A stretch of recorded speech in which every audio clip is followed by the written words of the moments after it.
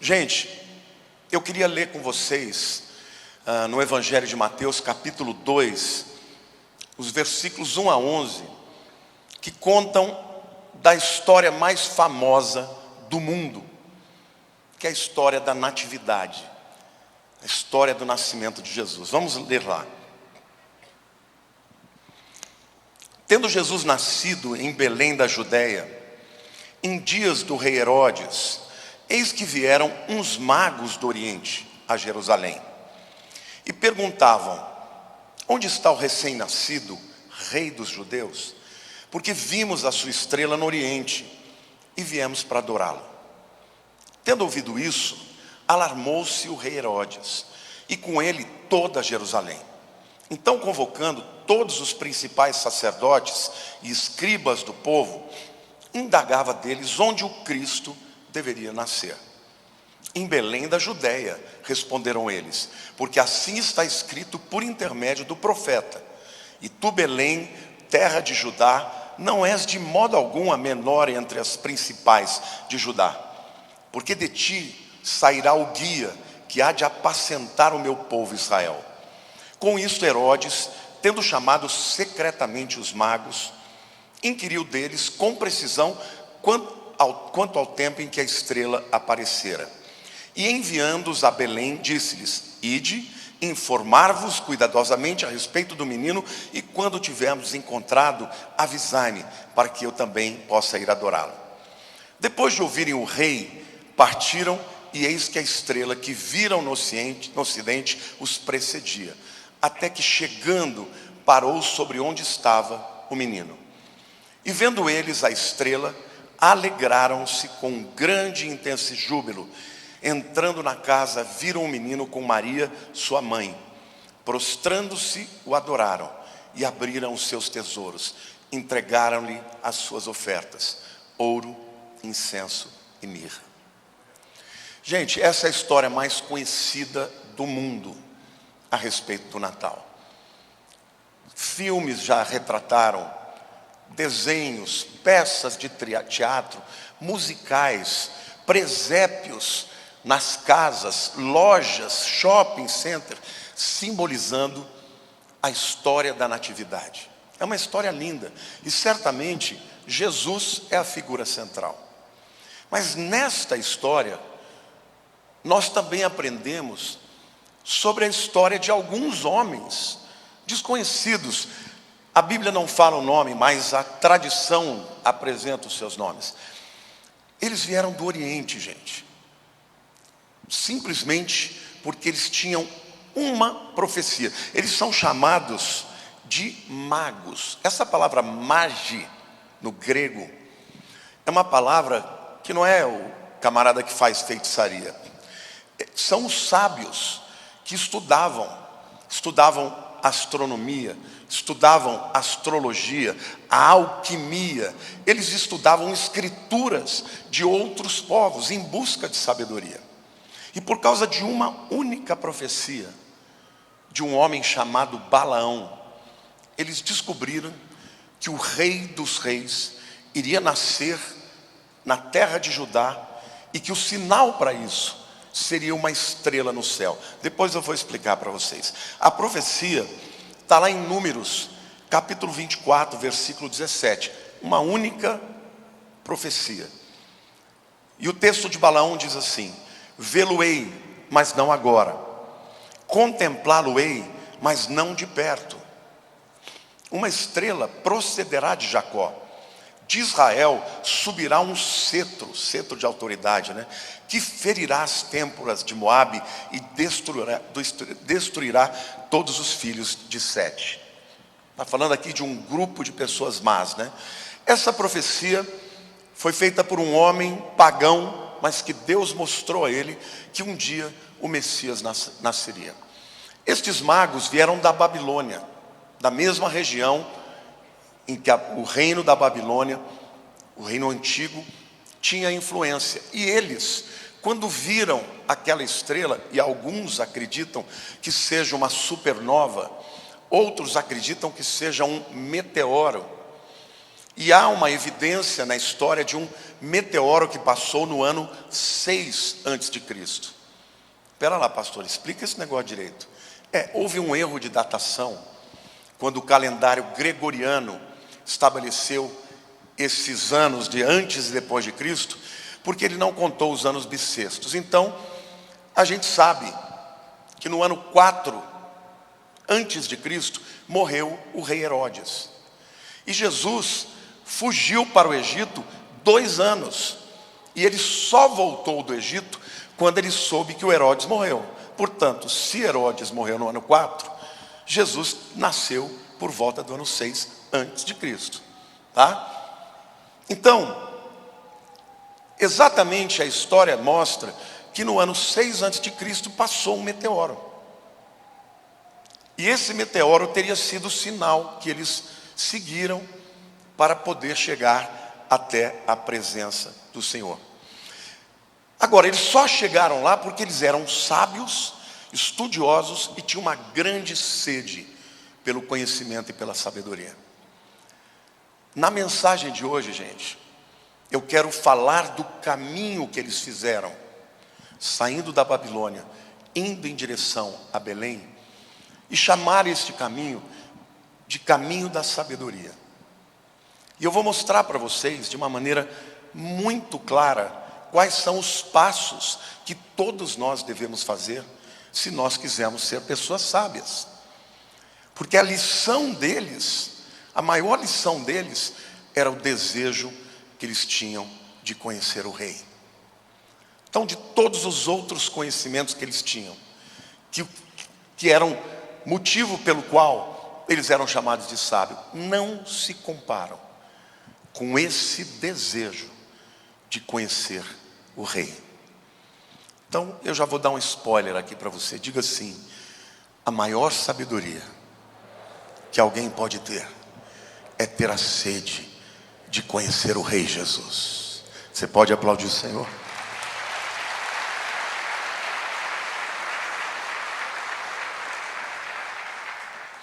De todo conhecimento que você vai amealhar na sua vida, nenhum conhecimento traz mais sabedoria e transformação do que ter um encontro com o Salvador. Então eu quero falar de alguns passos que todos nós devemos tomar em direção ao Rei, que são os passos da sabedoria. A primeira verdade que eu quero ver nesse texto aqui com vocês é que nas trevas Deus nos dá o sinal. Diga assim: nas trevas Deus nos dá o sinal. E eu quero usar dessa metáfora tanto do ponto de vista físico quanto espiritual. O sinal que Deus deu foi, as escrituras chamam de estrela. Talvez tenha sido, aliás, a palavra estrela no grego é aster, de asteroide. Então é possível que tenha sido um asteroide mesmo, porque uma estrela, não anda, mas um asteroide anda, ele se movimenta. Então, do ponto de vista físico, o sinal de Deus só pode ser visto na escuridão, nas trevas da noite. Se você já foi para uma fazenda e já olhou para o céu à noite no interior, é a coisa mais linda do mundo. Aqui em São Paulo a gente não vê, tem muita poluição e muita luz, mas na escuridão a luz brilha mais forte. Sim ou não? Agora, do ponto de vista espiritual, aqueles homens, por mais que eles tivessem conhecimentos, eles estavam nas trevas. Por quê? Porque sem conhecer a Deus, os homens estão em trevas. Mas a primeira verdade que eu quero dizer para vocês, que nas trevas, ainda hoje, Deus nos dá o sinal. A Bíblia diz lá em 2 Coríntios capítulo 4, versículo 6, diz o seguinte: porque Deus que disse, das trevas resplandecerá a luz. Ele mesmo, o próprio Deus na pessoa de Cristo, resplandeceu em nosso coração para a iluminação do conhecimento da glória de Deus na face de Cristo. Não é maravilhoso? O apóstolo Paulo entendeu isso. Então, para aqueles magos, o sinal de Deus foi uma estrela. Mas hoje o sinal que Deus dá para você, dá para mim. Quem aqui já entregou a vida para Jesus? Em algum momento, a luz de Cristo brilhou dentro das trevas do seu coração. Glória a Deus. Você pode aplaudir o Senhor?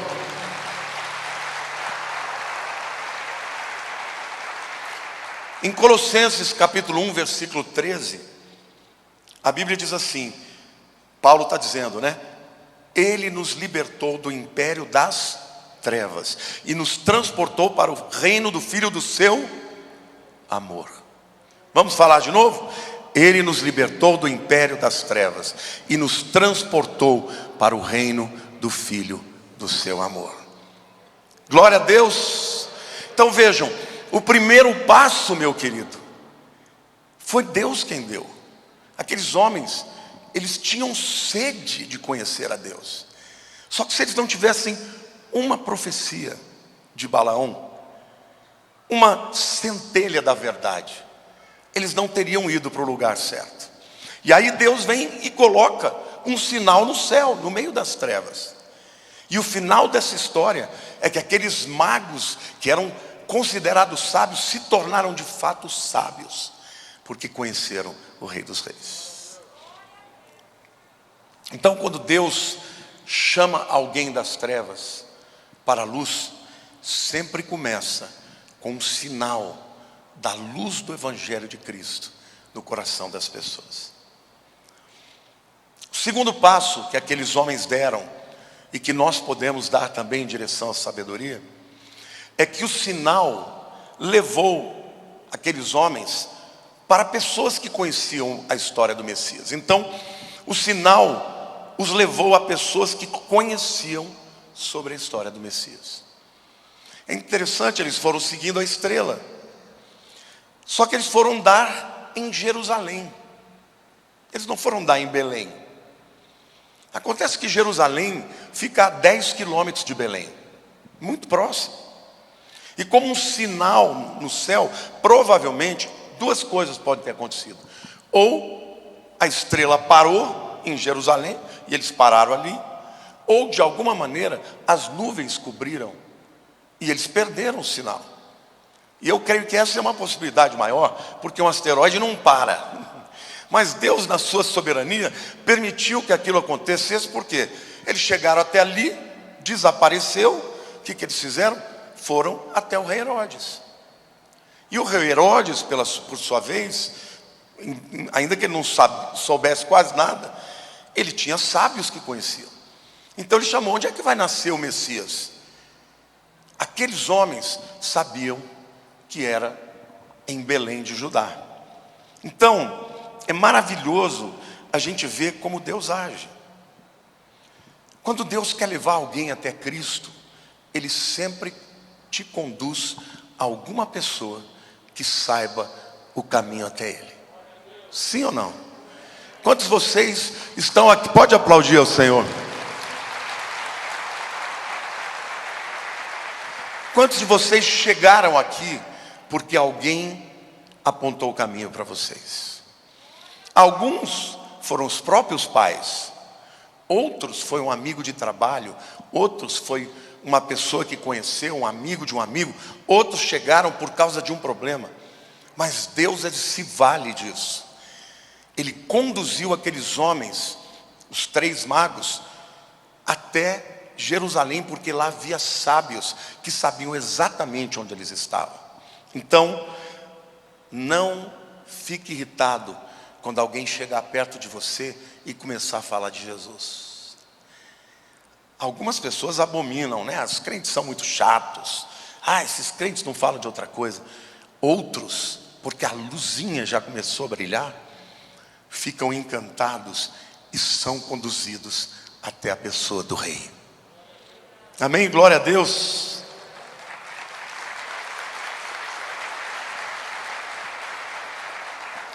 Mas o que fazia de fato que Deus tivesse o desejo de conduzi-los ao lugar certo? Eles tinham sede de conhecer o rei.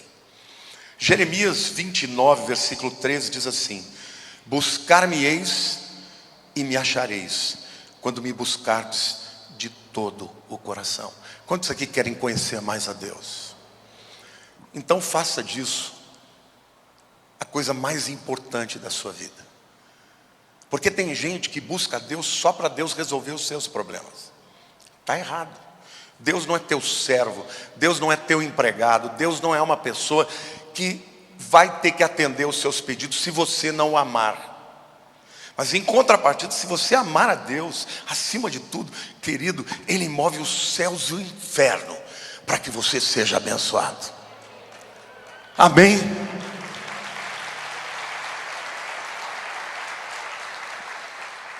O segredo que foi o vetor que impulsionou aqueles homens para Cristo foi a paixão, o desejo de conhecer o Rei.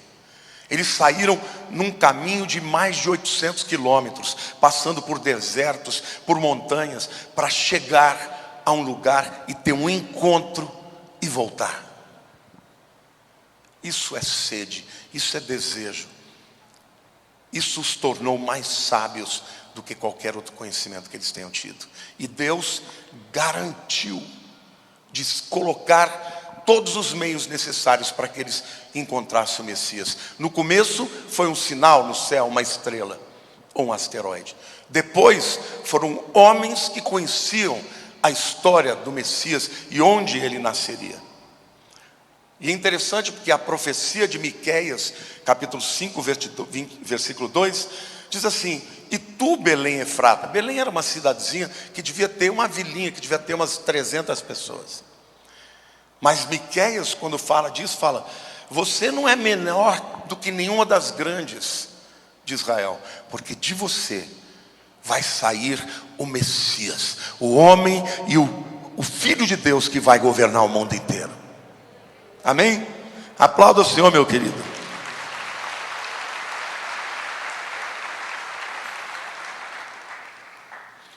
O terceiro passo é que os sábios lhes apresentaram as Escrituras. A estrela levou aos homens que conheciam de Jesus, do Messias. Os homens os conduziram para as Escrituras. Os versículos 5 e 6 de Mateus 2 diz assim: o Herodes perguntou onde que vai nascer o Messias? E eles responderam: em Belém da Judéia. Responderam eles: porque assim está escrito por intermédio do profeta: e tu, Belém, terra de Judá, não és de modo algum a menor entre as principais de Judá, porque de ti sairá o guia que há de apacentar o meu povo Israel. Eles conheciam um versículo, agora eles conheceram o versículo, porque esse versículo dizia aonde era a cidade, em que cidade ia nascer. Eles já tinham o sinal que marcaria o tempo. Quando a estrela ou o asteroide começou a andar, eles falaram: chegou o tempo. Por isso eles saíram. Mas a profecia que eles receberam dos homens de Herodes é: o lugar não é aqui, o lugar é em Belém. Não é maravilhoso isso, gente? E eu quero dizer para você que nós vivemos num tempo em que, mais do que nunca, o mundo precisa das Escrituras. Porque o mundo está vivendo um caos. Caos na família, caos na política, caos socialmente, caos na moralidade. O mundo está vivendo uma crise pandêmica em todos os sentidos. E para que eu possa explicar para vocês o valor das Escrituras, eu quero usar uma outra metáfora. Quem aqui já viu uma orquestra ao vivo? Quem já viu, pelo menos pela televisão? Uma orquestra reúne ali muitos músicos. Eles vão tocar uma peça, e aí você tem um naipe inteiro de metais, dos instrumentos de corda, violino, viola, cello e contrabaixo. Aí você tem os instrumentos de percussão, né, o tímpano. Você tem os instrumentos de sopro, né, os trompetes, as trompas, né, os oboés, os fagotes. Ou seja, é uma infinidade de instrumentos e de pessoas que tocam.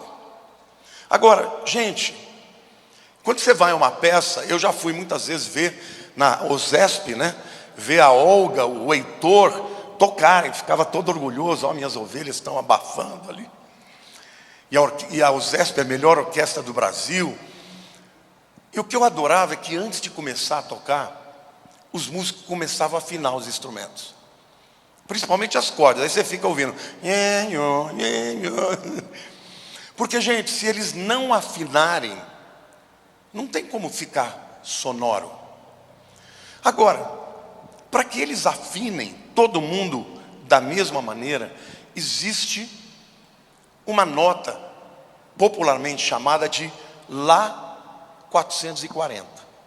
Ó, o Heitor está ali, ó. O que é o Lá 440? É o parâmetro a partir do qual todas as outras notas vão estar relacionadas. Então, a grosso modo, na escala de Lá, Si, Dó, Ré, Mi, Fá, Sol, fora os sustenidos e bemóis, eles têm o Lá 440 e a partir daí todas as outras notas são afinadas. Agora, detalhe, o Lá 440, que é também chamado de diapasão, hoje já ouviram falar de diapasão? Aquele instrumentinho de metal que eles batem assim, e o som que sai dali vibra em 440 Hz. Por isso que ele é chamado de Lá 440. Agora, o Lá 440 é igual no Brasil, nos Estados Unidos, no Japão, na Europa, em qualquer lugar do mundo. Então, quando os músicos se reúnem, não vai cada um afinar do jeito que quer. Eles têm que afinar segundo o diapasão. Eu quero dizer para vocês, queridos, que o diapasão da nossa vida é a Bíblia. E do mesmo jeito, e eu quero dizer para você, que Deus criou o mundo com pluralidade. Do mesmo jeito que numa orquestra você tem todo tipo de músico ali, e cada um toca uma parte só. Eles não tocam tudo junto. Eles fazem a sua parte, e aquilo cria uma harmonia. O diapasão, ele vale para o gospel, para a música gospel, para o rock, para o jazz, para a bossa nova, vale para qualquer estilo musical. Então, se você é um músico, você tem que tocar segundo o diapasão, porque senão não afina, fica um caos. E eu quero dizer para vocês, meus queridos, que muita gente, porque o mundo de hoje está quebrando os paradigmas e os princípios judaicos cristãos, muita gente está vivendo, tocando numa orquestra desafinada, porque cada um quer afinar o seu instrumento de acordo com o seu diapasão.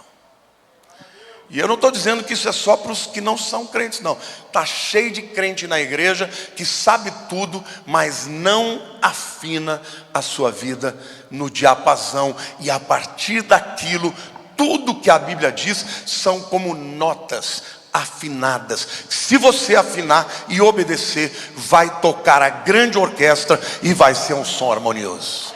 Glória a Deus!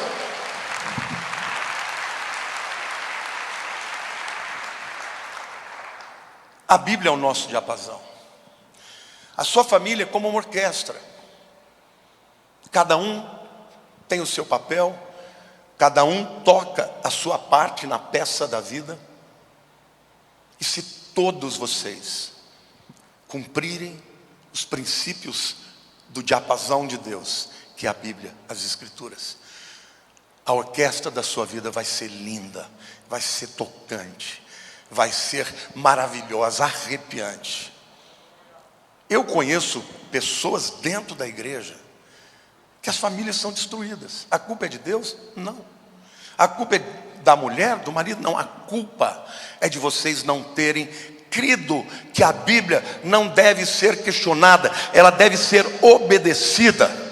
Assim como um músico que vai tocar na orquestra tem que afinar de acordo com aquele diapasão. Amém, igreja? Aplauda o Senhor.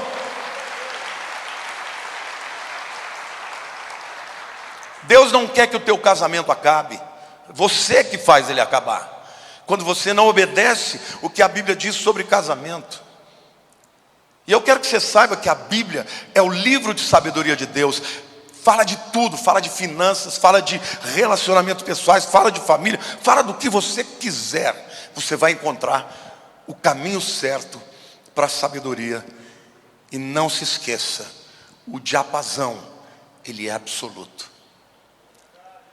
Ele não varia. Hoje, já existem diapasões nos celulares, mas eles continuam como 440 Hz.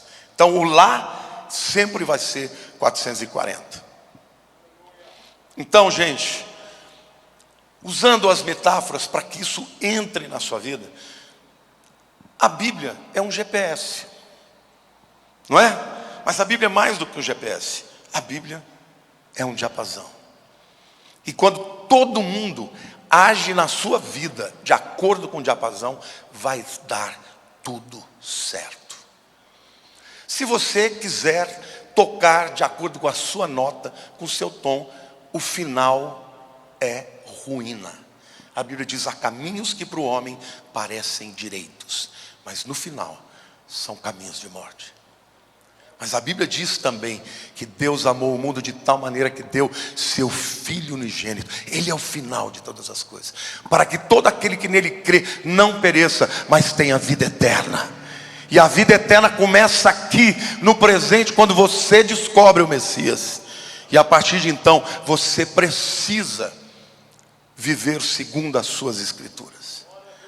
Então, gente, não importa qual seja a área da tua vida, emocional, financeira, espiritual, material, coloque a Bíblia como lei para a sua vida, que você vai ver se Deus não vai fazer com que a sua orquestra toque afinada. Vamos repetir. Qual é o primeiro passo? Deus dá o sinal nas trevas. Qual é o segundo passo? Ele nos conduz a pessoas que conhecem o Messias, que sejam instrumentos de Deus para nos apresentar onde o Messias está. Estas pessoas, por sua vez, nos apresentam o quê? As Escrituras. E as Escrituras devem ser cridas e obedecidas. Eu quero fazer um parênteses aqui. Vocês acham que eu vivo 100% do que a Bíblia diz? Não. Prometo para vocês que eu brigo a minha vida inteira. Já melhorei muito, mas tem muitas áreas da minha vida que eu ainda não cheguei lá. Mas graças a Deus, porque a Bíblia também apresenta um homem como o apóstolo Paulo, diz assim: uma coisa eu faço, não que eu já tenha alcançado, mas uma coisa eu faço. Eu esqueço das coisas que para trás ficam e avanço para as que diante de mim estão. Prossigo para o alvo, pelo prêmio da soberana vocação de Deus em Cristo Jesus. O problema não é que você no percurso caia, porque o cair é do homem, o levantar é de Deus. O problema é quando a sua queda te convence de que não tem jeito, que o caminho de Deus não é o melhor, que as Escrituras são um standard, um padrão muito alto para você. Esse é o primeiro caminho de você voltar para a ruína. Às vezes, quando eu estou vivendo uma coisa, que Deus está pedindo uma coisa que às vezes eu não estou conseguindo vencer no meu temperamento, sou italiano, né? Italiano ou te ama ou e na minha vida acontece isso muitas vezes. Só que eu não vou ficar dizendo: eu fiz isso porque aquilo outro. O Espírito Santo me incomoda, gente. Ele fica bonito, né? Pastor pregando, vai ficar desse jeito. E eu falo para Deus: Senhor, mesmo que eu não consiga, eu nunca vou dizer que eu estou certo, que o Senhor está errado. Isso você pode fazer, porque o diapasão de Deus é maravilhoso. E a graça de Deus nos conduz ao arrependimento. E o arrependimento nos leva para Cristo. E Cristo sempre vai transformar a nossa vida. Aquilo que eu não posso, Ele pode.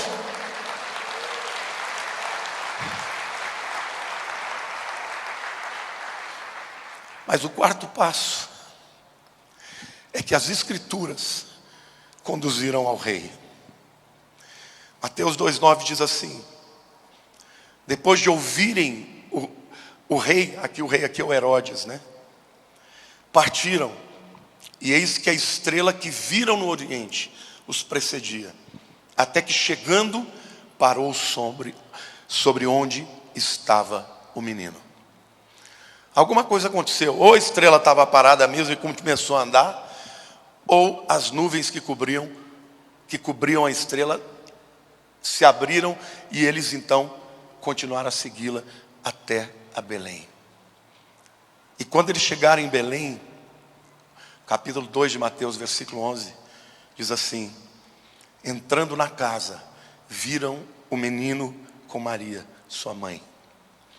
Prostrando-se, o adoraram, e abrindo seus tesouros, entregaram-lhe suas ofertas: ouro, incenso e mirra. Sabe por que muitas vezes eu choro quando eu falo de Jesus? Porque eu fui uma criança muito revoltada. Ninguém dava conta de mim. Até a quarta série, eu ia quase todo dia para a diretoria. Minha irmã, que estudava comigo, ficava chorando. Às vezes, quando eu tinha feito alguma coisa que não era muito boa, eu ficava no cantinho, né, olhando para a parede. Às vezes era a diretoria mesmo, ou seja, muitas vezes os professores diziam para minha mãe: esse menino não tem jeito, não sei o que eu faço com ele. Eu cresci com muita raiva, com vontade de bater nos outros. Mas um dia eu conheci Jesus. E eu tive um encontro com Ele. E eu senti o amor dele na minha vida. Um amor que me transformou. Então, ainda que hoje eu tenha os meus rompantes, eu sou uma pessoa amorosa, porque eu fui amado primeiro. Então, ainda que eu tenha o maior desejo do mundo de conhecer sobre Ele, o que eu mais amo é ter tempo com Ele. Muitas vezes, as lutas que eu passei na vida, eu fiquei sozinho de noite acordado, e o Senhor me visitando. Esse encontro com Ele, em que você descobre que Ele não é só o Salvador do mundo, mas Ele é o teu Salvador. É Ele quem cuida das suas questões, dos seus problemas, dos seus sonhos. Eu descobri que em nenhum outro lugar na minha vida eu vou buscar a minha segurança, senão nele. Então, quando eu falo para vocês aqui dos meus defeitos, é que eu sei que estar aqui nesse lugar pode fazer você achar que eu sou um super-homem, Não, gente, eu sou igual a vocês. Mas eu tenho um relacionamento com um Deus maravilhoso. Por isso que eu amo esse Deus e esse Cristo, que é o Salvador do mundo e quer ser Salvador da tua vida, do teu casamento, do teu mundo interior. Ele quer mudar você. Aqueles homens amavam tanto a sabedoria e queriam tanto encontrar o rei, porque quando eles encontraram o rei, aquele encontro, ele foi tanto físico quanto revelacional. Encontro físico é uma coisa maravilhosa. Você já imaginou você ter certeza que Jesus está num lugar? Quantos aqui fariam qualquer negócio para sair lá e encontrar com Ele fisicamente? Sim ou não? Muita gente vem de longe aqui para me ver. Eu, um mero pecador. Se eu soubesse que Jesus estava na Biafra, eu ia amanhã para lá. E provavelmente ia falar: Jesus, deixa que tem outros pastores que cuidem da church, porque eu quero ficar aqui. É muito melhor do que ficar falando com ele online, né? Aqueles homens tiveram um encontro físico com Jesus, mas o encontro deles foi mais do que físico. Foi revelacional, porque eles entenderam diante de quem eles estavam. E os presentes que eles trouxeram, que foram 3. Aliás, eu quero aqui fazer um parênteses, né? Porque os teólogos dizem que ninguém sabe exatamente quantos magos eram. Mas a história diz que eram 3 porque são 3 presentes. Quais são? Ouro, incenso e mirra. O que você dá isso para um bebê? Porque o ouro é o símbolo da realeza. Naquele tempo a prata era considerada um metal de menos valia. Você dá algo de prata para alguém era dizer, você não é lá grande coisa. Para um rei tinha que ser de ouro. Então, ao depositar aquela quantia de ouro, que deve ter sido muita, eles estavam reconhecendo que eles estavam diante do Rei dos Reis. E foi exatamente aquele de dinheiro que custeou o tempo que Jesus ficou no Egito, que eles tiveram que fugir, porque o Herodes estava mal intencionado. Ele queria matar o rei que tinha nascido. Quando ele descobriu que os magos foram por outro caminho e não voltaram para lá, eles mandaram matar todas as crianças até 2 anos. Mas Deus revelou a José em sonho e José foi para o Egito. O primeiro presente foi uma revelação no coração deles. Não foi só uma escritura. Calou fundo no coração deles. Jesus é o rei. Deixa eu perguntar. Você tem certeza que Jesus é o rei mesmo? Tem certeza absoluta? Quando você passa por um perrengue, por uma dificuldade, você sabe que Ele está no controle, que Ele está no trono do universo, à destra do Pai. Você tem essa certeza? Porque, querido, se você tiver essa certeza, você vai colocar o teu problema, a tua vida na mão dele e vai dizer, Deus, até aqui eu tentei, não consigo.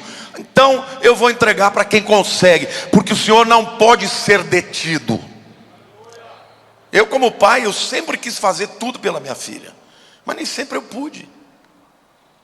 No início da minha vida, eu ia no supermercado, eu desviava do corredor do Danoninho, porque ela adorava Danoninho, eu não tinha dinheiro para comprar. Muitas vezes eu chorava por isso. Eu não deixei de dar Danoninho para minha filha, porque eu não queria, porque eu não podia. Mas o meu Deus, Ele pode tudo.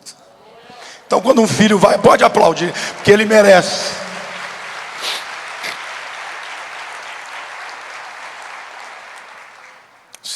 O segundo presente foi incenso. Incenso era uma especiaria riquíssima e que tinha uma finalidade religiosa. Era usada pelos sacerdotes como símbolo das orações. Então, quando o sacerdote, por exemplo, o sacerdote de Israel, o sumo sacerdote, antes dele entrar no Santos dos Santos, ele chegava no altar de incenso e ele queimava o incenso ali. E aquela fumaça que subia perfumada representava as orações que ele estava fazendo por intermédio do povo. Então, quando eles deram incenso para Jesus, eles estavam entendendo, pela revelação de Deus, que ele não seria simplesmente o rei, ele seria também o sacerdote intercessor.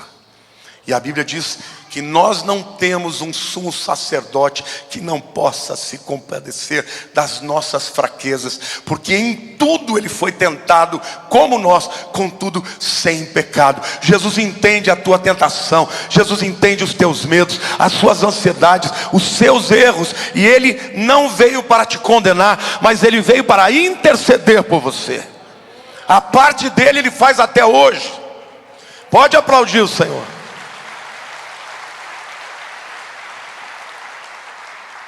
A Bíblia diz que hoje Ele está à destra do Pai, intercedendo por nós de dia e de noite.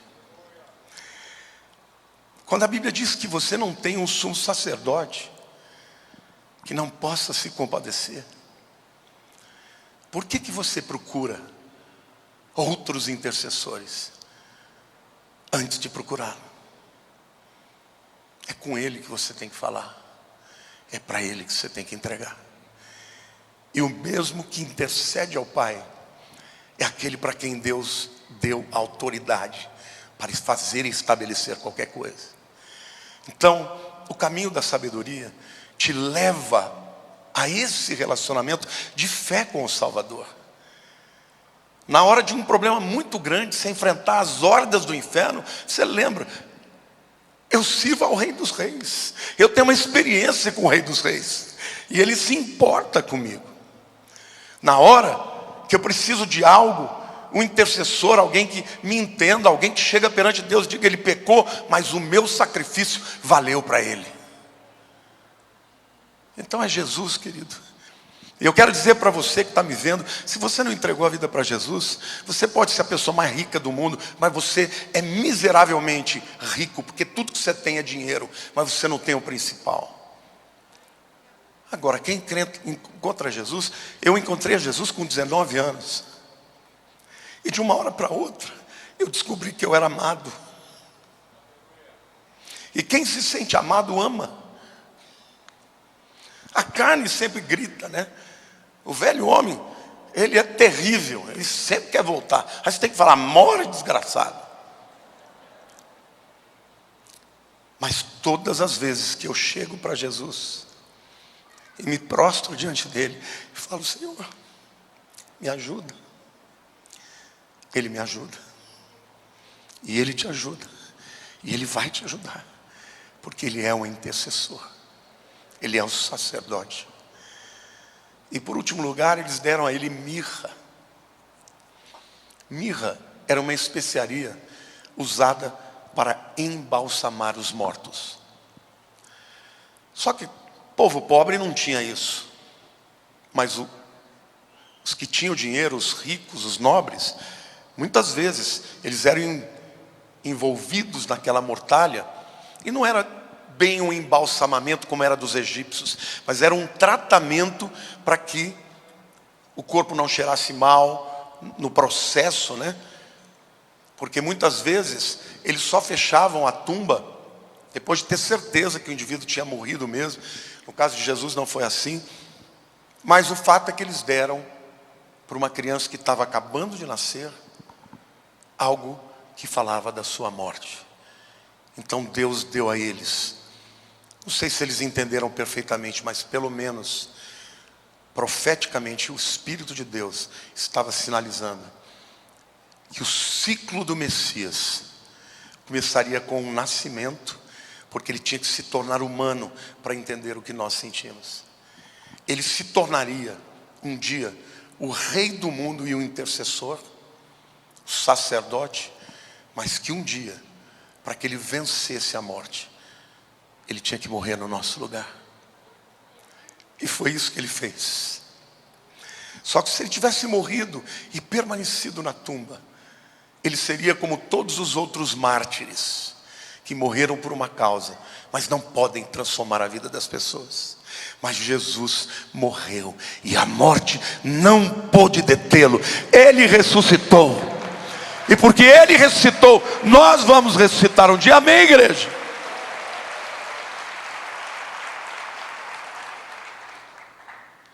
Que história maravilhosa.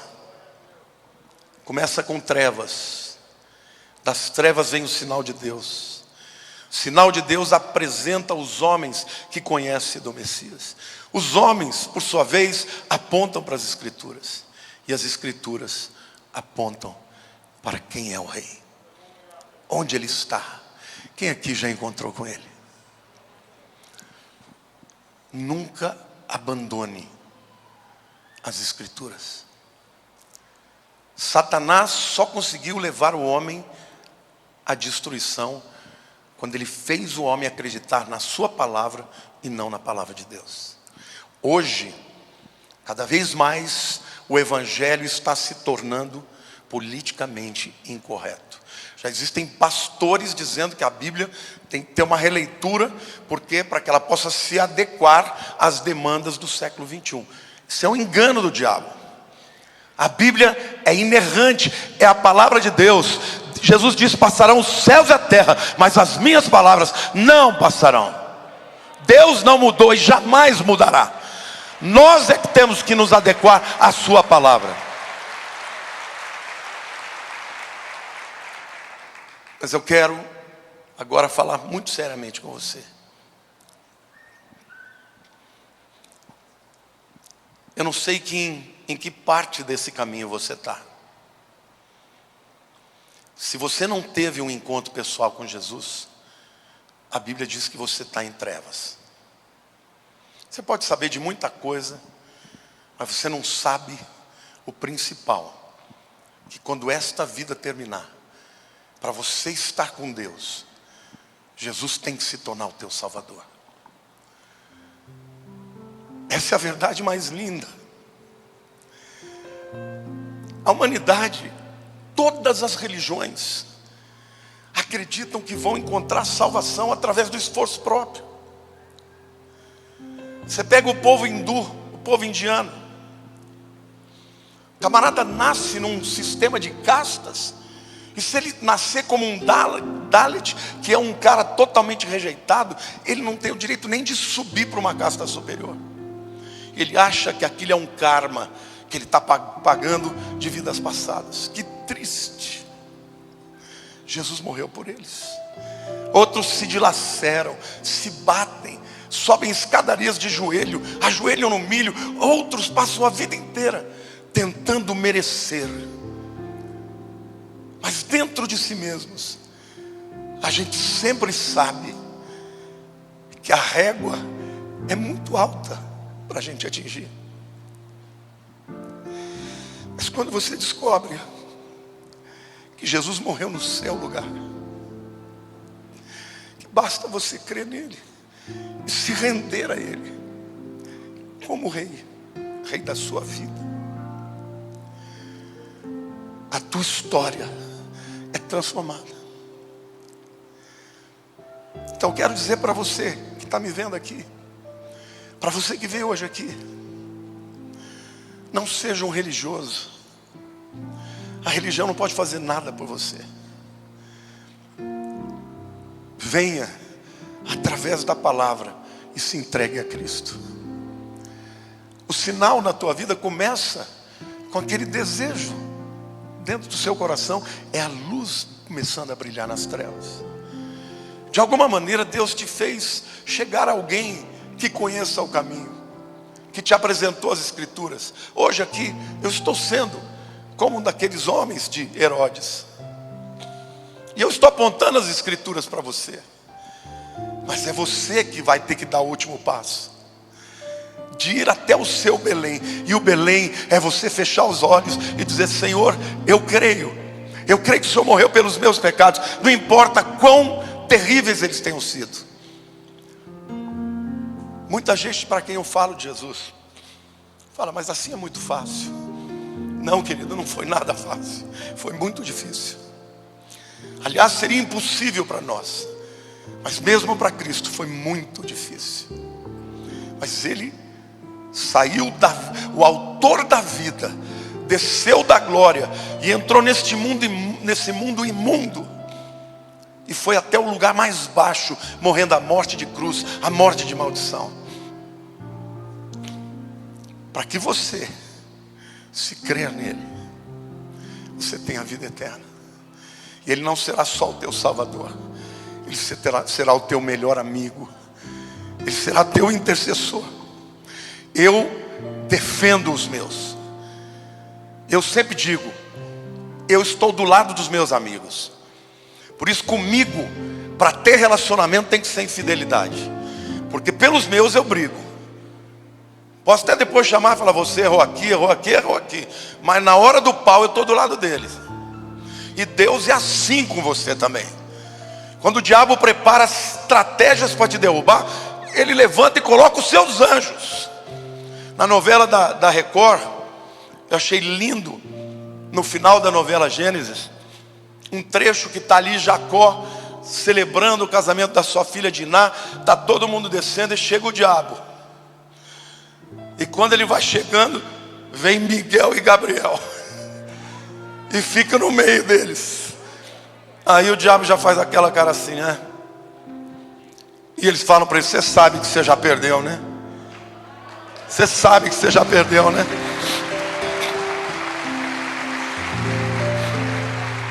Quando eu vi aquilo, eu já orei em língua, eu já fiquei dando um pulo ali, porque é assim que é a verdade. O anjo do Senhor acampa, os anjos do Senhor se acampam ao redor daqueles que os temem e os livra. Você não está sozinho, porque o teu Salvador e o teu intercessor é aquele que sabe de tudo. Então nenhum demônio vai chegar na tua vida, porque ele não vai deixar. A menos que você comece a trilhar o caminho de não mais crer na sua vontade. Isso afronta a Deus. Então eu quero dizer para você, querido, se você não deu o primeiro passo, eu quero pedir para a igreja fechar os seus olhos. Como é que você pode ter certeza que você chegou até Ele? A Bíblia diz que são duas coisas: crer no coração que Jesus morreu naquela cruz para te perdoar os pecados, e confessar com a sua boca que Ele é o Senhor da tua vida. Porque a boca e as palavras é que nos dão autoridade. A Bíblia diz que há poder de morte e de vida na língua. Então quando você diz para Deus: Senhor, eu creio que Jesus morreu no meu lugar, eu quero que Tu sejas o meu Senhor e o meu Salvador. A Bíblia diz que nesta hora, instantaneamente, você sai do reino das trevas e vai para o reino da luz do Filho do seu amor. Então eu quero orar com você aqui, te dando a oportunidade. Você que talvez não tenha certeza, você não tem certeza desse encontro com Jesus, hoje é o dia que você pode ter. Eu vou orar com você e te ajudar a fazer essa oração. Eu vou orar e você pode repetir. Seja você que está na internet, você pode colocar o teu celular naquele QR Code lá, e nós vamos saber do seu nome e vamos orar pela tua vida. E vocês que estão aqui, por favor, aumente um pouco a luz, a igreja fecha os olhos. Eu quero saber quem hoje gostaria de entregar a vida para Cristo e ter certeza de que você vai encontrá-lo como seu Salvador, como seu sacerdote, como aquele que vai andar com você toda a vida. Levante a sua mão onde você estiver e eu vou orar pela tua vida. Graças a Deus, graças a Deus. Há mais alguém aqui? Tem alguém? Tem alguém aqui? Graças a Deus, graças a Deus, graças a Deus, graças a Deus. Por favor, fique de pé. Eu vou orar com vocês. Eu só peço que aplauda ao Senhor. Deus está salvando hoje pessoas.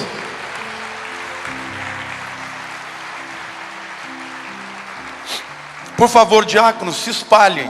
Cheguem perto dessas pessoas para orar com elas. Põe a mão no seu coração. E você que está aqui também me vendo pela internet, põe a mão no seu coração e faça essa oração comigo. Diga: Senhor Deus, eu quero fazer esse caminho em direção ao Senhor Jesus. Obrigado porque Ele nasceu para ser o Salvador do mundo. Eu quero fazer dele o meu rei. Eu quero viver segundo as suas leis. Porque a tua palavra, Senhor, é o meu diapasão. Eu quero que tudo relacionado à minha vida seja por esse diapasão. Senhor, eu tenho muitos pecados, mas eu os coloco diante da tua cruz. E eu creio no seu perdão. Eu entrego meus sonhos. Eu entrego a minha vida. Eu entrego o meu futuro. A partir de hoje, eu declaro: Tu és o meu Senhor e o meu Salvador. Eu queria que a igreja aplaudisse o Senhor, porque hoje o céu se alegrou.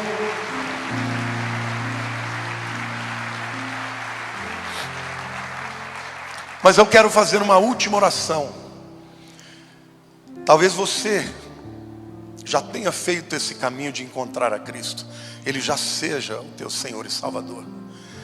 Mas como nós vivemos num mundo cheio de sofismas, de enganos e mentiras, talvez você não esteja tocando a sua vida no diapasão em alguma área, pode ser familiar, pode ser profissional, pode ser pessoal, pode ser que você lute com uma série de traumas, de feridas na alma, que não estão permitindo que você viva no auge do seu potencial. E ao invés daquela área da tua vida ser uma sinfonia linda, é um som terrível, que te gera sofrimento, dor, tristeza, medo, abatimento. Mas Jesus está aqui agora para afinar o diapasão da sua vida. Senhor, nós estamos aqui no altar porque reconhecemos que precisamos de Ti. Desde que o Senhor entrou na nossa vida, muitas áreas melhoraram. Mas, Senhor, eu quero apresentar agora a vida dos meus irmãos. E eu estou junto com eles aí embaixo, pedindo: Senhor, acaba com o caos, traz de volta a harmonia, traz a fé, a paz, a tranquilidade de saber que não existe nada nesse mundo que o Senhor não possa resolver para nós. E até a morte, ó Deus, quando chegar a hora, não é motivo para o desespero, porque nós sabemos que o Senhor estará aí também do outro lado. Aliás, nós vivemos numa realidade efêmera, e um dia o que é mortal se revestirá de imortalidade, e nós viveremos contigo eternamente. Senhor, eu te suplico, Senhor, para que nós sejamos luz do mundo e sal da terra, para que nós brilhemos nas trevas, Senhor, nós temos que ser diferentes. Eu te peço, ajuda-nos a termos um testemunho, de maneira que a nossa vida conduza as pessoas ao Salvador e ao Rei. O Senhor ama cada pessoa que está aqui nesse altar, assim como o Senhor ama todos que estão me vendo pela internet. E hoje cada um aqui está colocando diante de Ti que área da sua vida precisa ser afinada. E nós te pedimos, Senhor, que o Teu Espírito Santo sempre nos fale quando estivermos nos desviando do Teu diapasão, da Tua palavra. A Tua palavra tem poder, ó Deus, de chamar à existência as coisas que não existem. Por isso agora eu chamo à existência, Senhor, eu chamo à existência a resposta para este pedido e essa oração desse irmão que só um milagre pode resolver. Por isso eu chamo à existência o poder para a transformação daquele que está sendo tentado e que está escravizado pelo pecado. Por isso eu chamo à existência, ó Deus, a resposta para o que está angustiado, para aquele que está com medo. Eu chamo à existência a unção de um relacionamento fluente, relacionamento de amor entre famílias, pais e filhos, marido e mulher. Eu chamo à existência, porque o Senhor tem todas as respostas e tudo que nós necessitamos. Por isso hoje, Senhor, nós dizemos para Ti, é no Senhor que nós vamos buscar a resposta. Ajuda-nos, ó Pai, a sempre estarmos diante dos Teus pés. Agora ore comigo, diga assim: eu Te reconheço, Senhor, como Rei da minha vida. Eu Te coroo como meu Senhor. Eu me derramo diante de Ti. Todas as minhas culpas, todos os meus problemas, eu recorro a Ti. Mas Pai, fala comigo. Não me deixa desviar. Não me deixa, Senhor, viver nessa terra somente como parte de um crente. Eu quero usufruir de tudo. Eu quero Te conhecer melhor. Eu quero ter intimidade contigo. Eu quero, Senhor, ser luz desse mundo. e sal da terra. Eu te agradeço por Jesus Cristo ter nascido nesse mundo, ter vivido como um Senhor, como um mestre, que morreu por mim e um dia voltará. Toda a honra e toda a glória seja dele. Aleluia. Aplauda o Senhor, meu querido.